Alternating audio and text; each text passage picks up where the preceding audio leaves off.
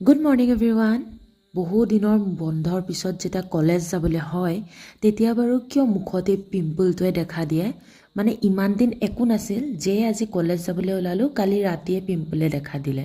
আৰু তাৰপিছতে ওলাই মেলি লৈ ভণ্টিক ক'লোঁ বোলো ব'লচোন আজি অকণ স্কুটিত থৈ আহ, কিয়নো স্কুটিখন মই ৰাখি নাযাওঁ, বৰষুণ দিব পাৰে যিহেতু।